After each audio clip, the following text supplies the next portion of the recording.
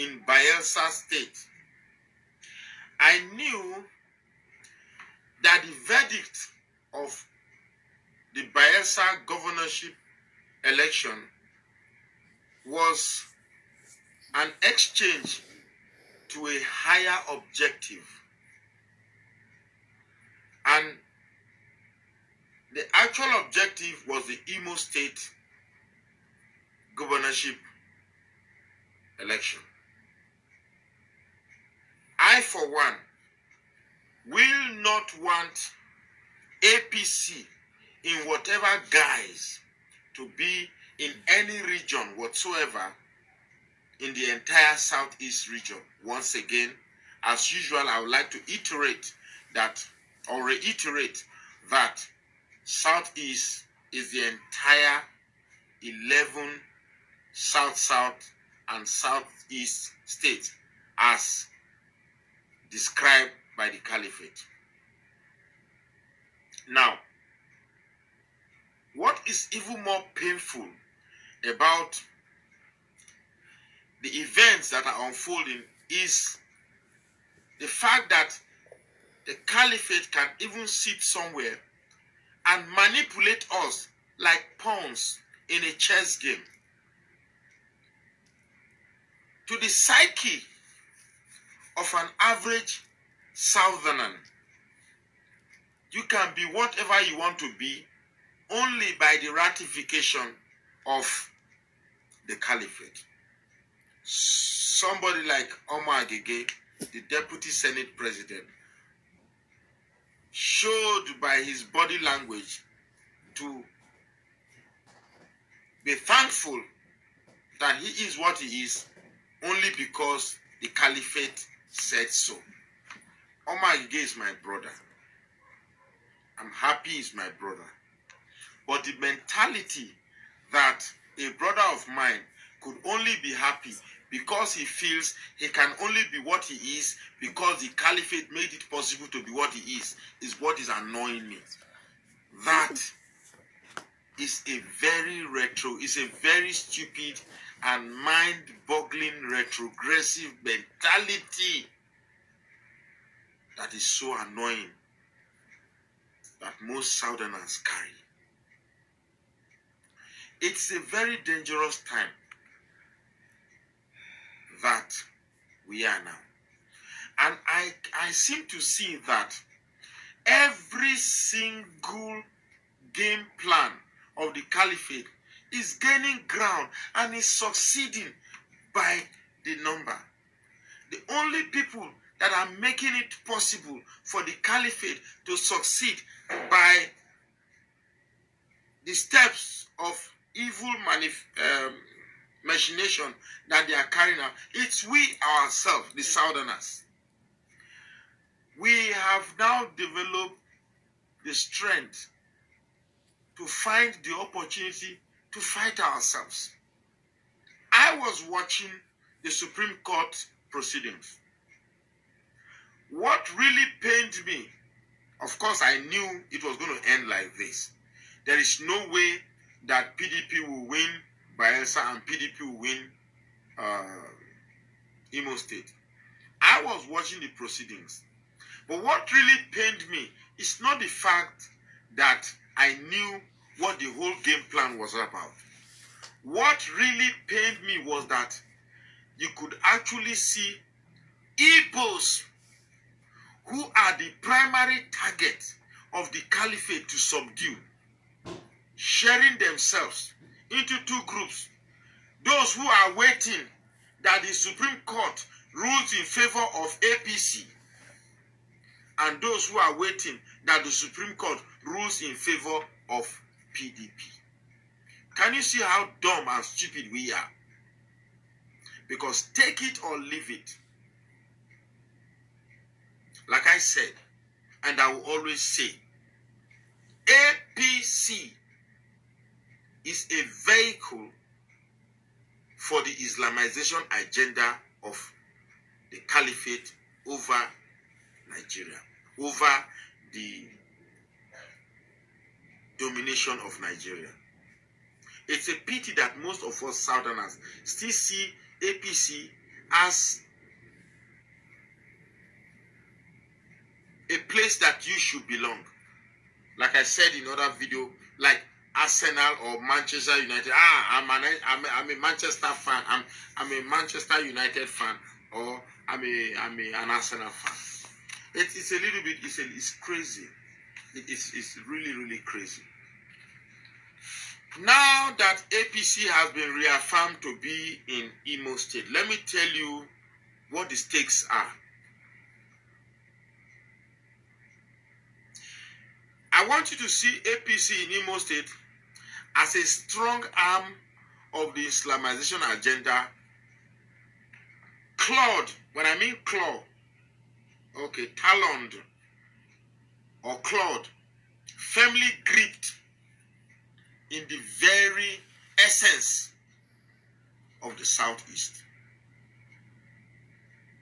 Now, even before the Supreme Court ruling, the stooge you have there as the governor is already declaring an emir in Imo State. Because I am not an Igbo man, but Igbos are my brother, because I know very well that Islam and Igbo has no correlation. Emir or emirate and the Igbo culture has no correlation. So where and why are we hearing the word emir in Imo State? It's simple. You don't need a soothsayer to tell you what this is all about, or you don't need to go into a course to study what this is all about. It's simple. It is a step into subduing the culture and the people of the Igbo race to bow down to the supremacy of Islam and the Fulani Caliphate. Period. Now I'm going to make another video. And that video is going to tell us steps on how to free ourselves from this hydra-headed, spider-like web that has enclaved us into this rather intriguing complicacy of the Islamic agenda on us. It's a pity. Sometimes I have my head clouded with so many things to talk about the web of this conspiracy on us. But like I said, and I will say again, the only people that is elongating this mischief on us are we ourselves. Because rather than take our mind off the pettiness of quarreling amongst ourselves, like saying who is senior, who is younger, who is to blame or who is not to blame, we take our eyes off the danger that is among us. Who will in his right mind believe that a Fulani man can come into the south, walk into your farm, and even threaten the owner of the farm and say he wants to do what he wants to do? But it is right here with us. So, in conclusion to this video, I would rather beg us that we take our mind off this pettiness that we seem to enjoy in fighting ourselves and concentrate on the bigger picture of the danger that is befalling all of us. So if today you are an Igbo man, or you are an Orobo man, a Shekri man, a Ijaw man, this is not the time to be peddling ethnic agenda. This is a time to find a way to harness every single ethnic nation in that region to come together and fight this common enemy. I said it before, and I'm saying it again. The day the caliphate wakes up and he begins to see something very remote to an idea that the obnoxious description of South, South, and Southeast has been jettisoned by these people, and they are embracing a real description. Now, this is something that I want to bring in the other video, but let me quickly bring an intro here. The mere word southeast and south-south is the very bane of our problem there. The Igbo man believes southeast is Igbo.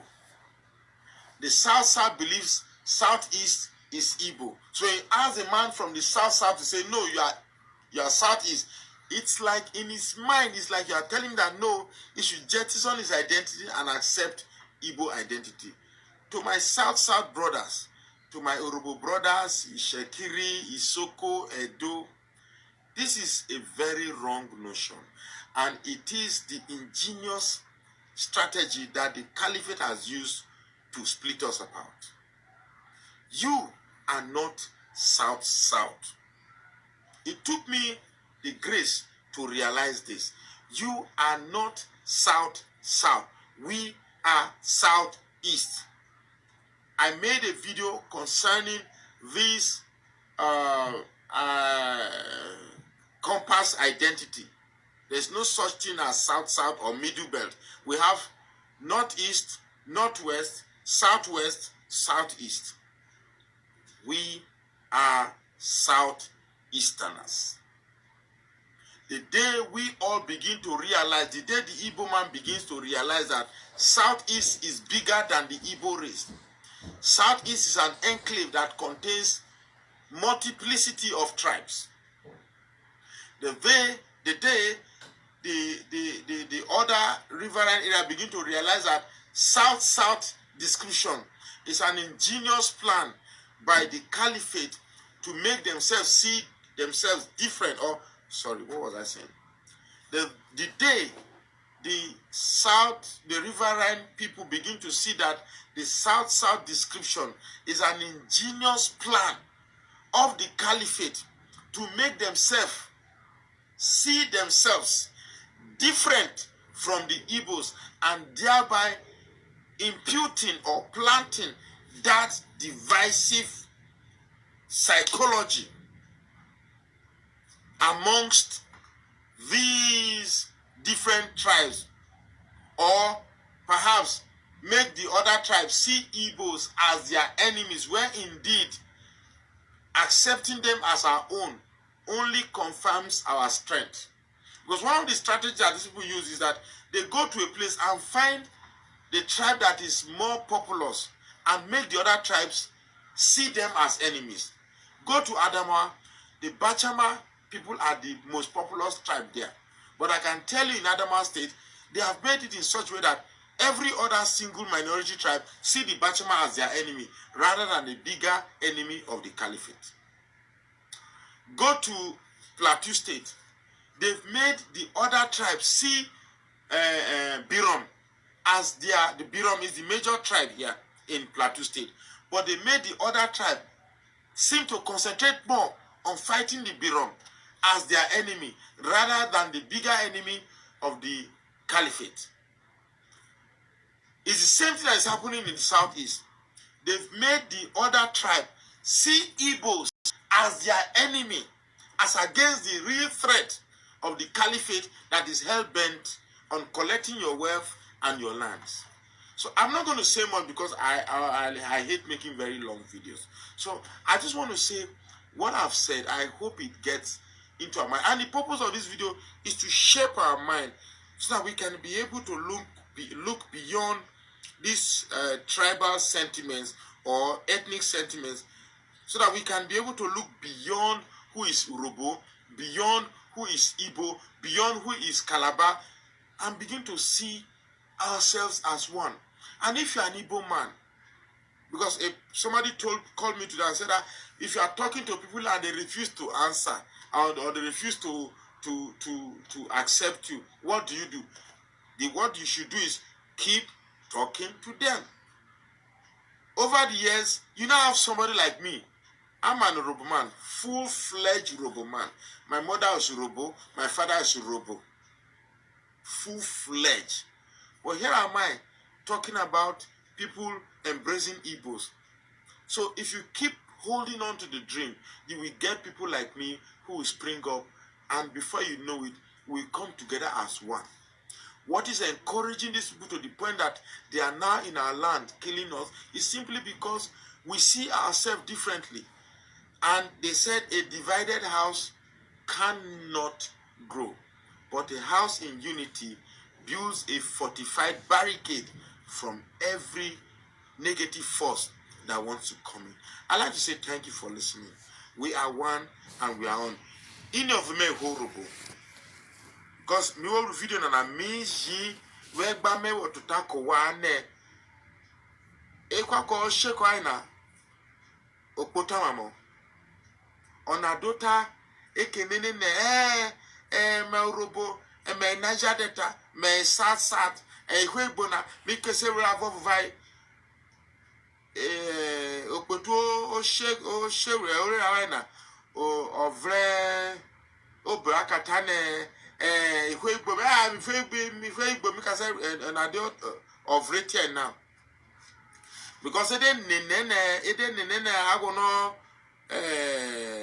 hora Igbo ikwa usana na obawi enwe na obrai mamo mero wa biko agoni jere le awai Igbo serukugbe awo jakugbe sene asa ne okpetu ihwe Hausa mubrai ori awaina biko merowa agoni jere asa diakugbe asa diovovu ni si agwario ya